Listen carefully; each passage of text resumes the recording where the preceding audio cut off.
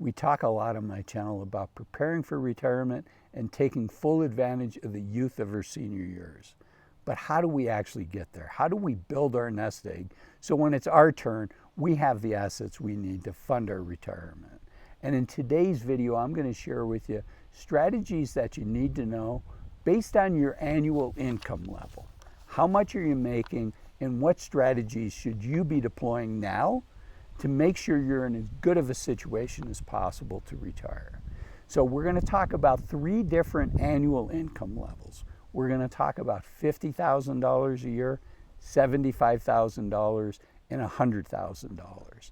And I chose those because the median household income in the United States, according to the US Census, is $75,000 a year.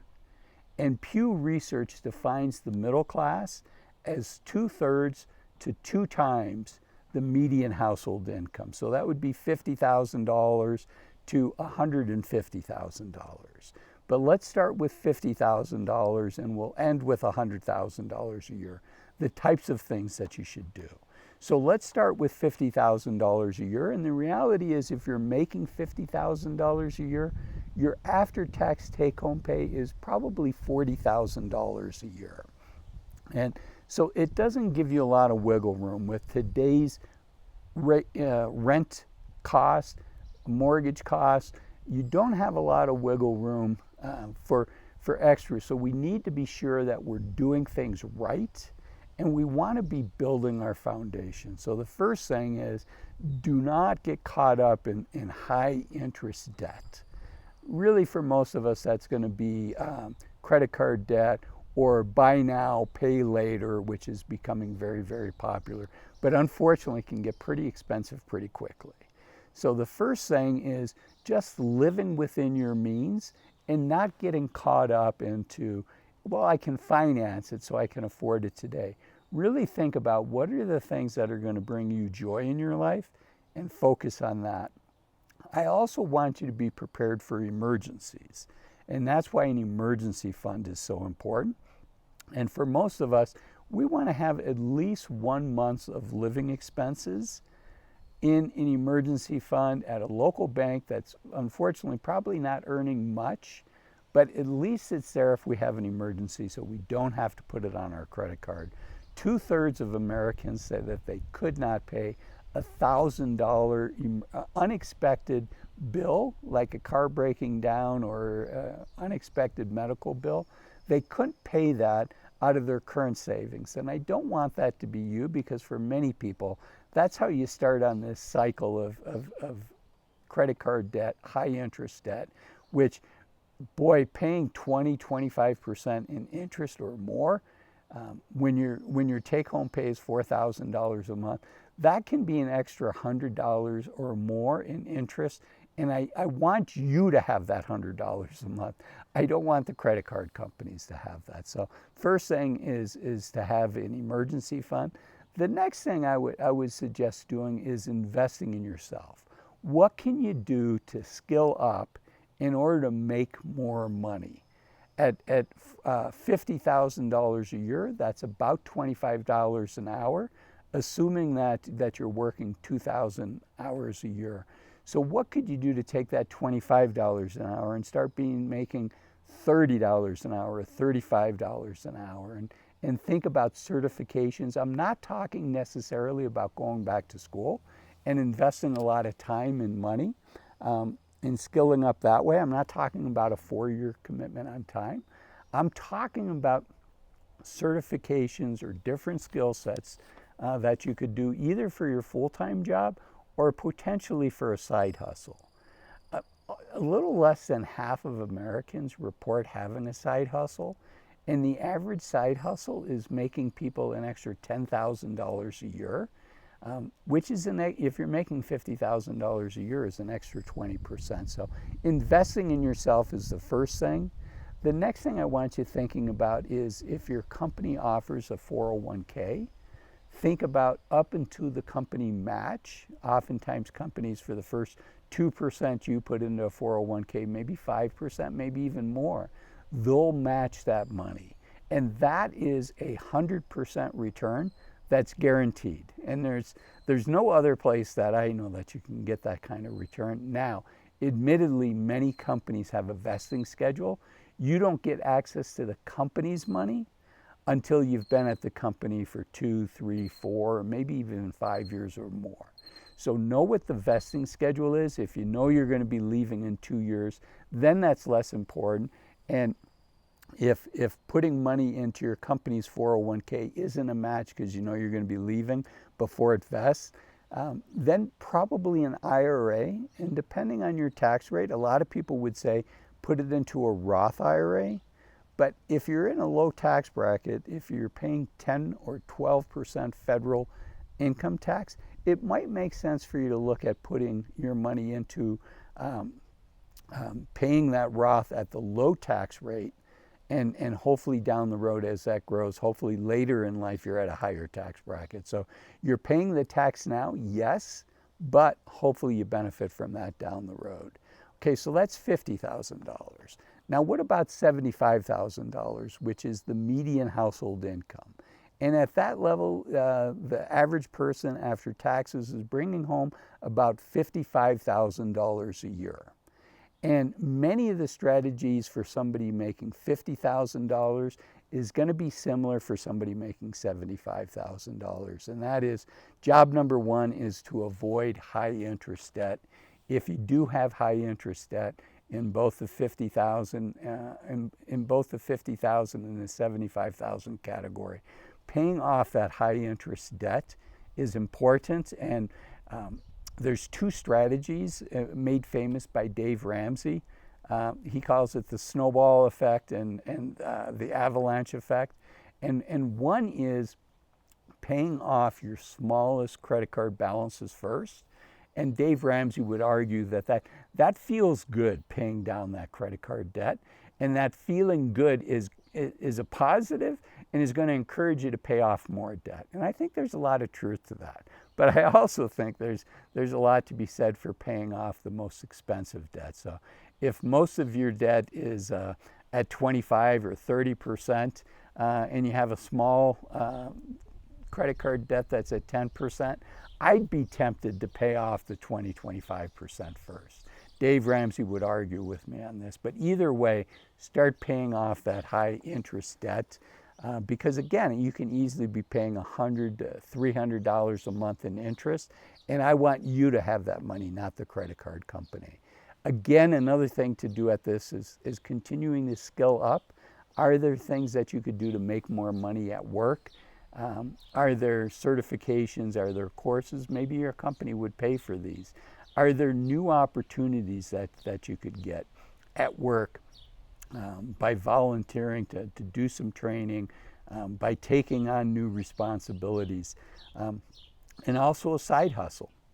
Is there something you could be doing to make an extra $5,000, $10,000, $15,000 or more a year? So I think those are really important. I also think in both these categories, it's really important to start the process of saving. You know, I think we need to do what we need to do to save 10% and actually get to 20% as soon as we can. And I know that's hard to do. Saving 20% is really difficult, particularly when you're making what the median household income is in the United States, $75,000. There's not a lot of room left over. But what I would encourage you to do, one thing to think about is what I call the 50-30-20 rule. And that is really looking at what your needs are and try to keep that at 50% or less of your after-tax take-home pay, which again, if you're making $75,000 after tax, you're probably bringing home about $55,000. So try to keep your needs, which would be your rent or your mortgage, your utilities, your groceries, not eating out, gas for your car, things like that. Try to keep your needs to 50% or less. So that would be about $28,000 a year, actually a little bit less than that. And then try to keep your wants, things like going out to eat, things like taking a nicer vacation, things like the cardboard boxes that show up at our front door all the time. Try to keep those wants to under 30%. And if we can do that 50% on our needs, 30% on our wants, that leaves us 20% left over. And you know, most of us can do almost anything for 30 days. And so if you're not there now, do what you can and try it for 30 days, 45 days, and see how it feels. For many folks, cutting out some of the wants is not as sacrificial as they think it's going to be. And your future self will thank you the closer you can get to saving 20%. Okay, so now what about those of us who are making $100,000 a year or more? What should be your financial goals, and how do you make sure that when you want to retire, you have the asset base to make that happen? You know, it's going to be a little bit easier for you because at this level you should be able to save some money. Although surprisingly, over half of all Americans that make $100,000 a year or more report that they don't save a dime. And I know that often these high-paying jobs happen in towns where it's more expensive, but I really encourage you to fight the lifestyle creep that often can come in as you start making more money. You start buying a more expensive car, you start buying more toys, you start spending more money on yourself, and you've worked hard, and I want you to reward yourself, but I also want you to think about your future self and split that lifestyle creep between current self and future self. And one way to get your savings increased and up is as you get these promotions, as you get raises, as you get new opportunities at work that maybe pay more, I want you to think about saving half of that for your future self, but you get to enjoy half of that for your current self. And same thing with the 50-30-20. Try that and see if you can do it, because boy, saving 20% of your after-tax pay can really move the needle very quickly for you, and your future self's really going to thank you for that. And then with all of these categories, it's not enough to just save. We also have to invest. But I encourage you, it's a long-term game that we're playing. It's not about getting rich quickly. It's about getting rich with certainty. And so for many of us, we're much better off seeking the 7, 8, 9, 10% returns than trying to find the stock that's going to double in the next 12 months. Because any stock that can double in the next 12 months can also have a hiccup and be cut in half. So I want you to be careful. You've worked hard for your money. I want your money working hard for you as opposed to disappearing overnight. So again, it's not enough to just save. We have to invest, and we need to be working at having our money grow at a rate faster than inflation.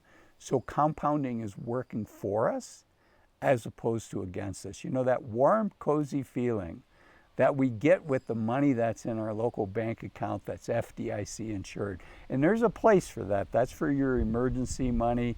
That's for money that you know you need to access in a year or maybe even 2 years. But for your long-term money, money that you know you're not going to touch for 4, 5, or more years, think about how that should be invested, what the right asset allocation is for that. Because for the long term, the risk is not necessarily the day-to-day volatility that we see when the stock market goes up and down. The risk is us not achieving our long-term goals. If we can save $10,000 a year and get just 7% on that money, and that's not going to be in the bank account, that's going to be exposed to the stock market. But if we can do that, then we can save our first $100,000 in under 8 years.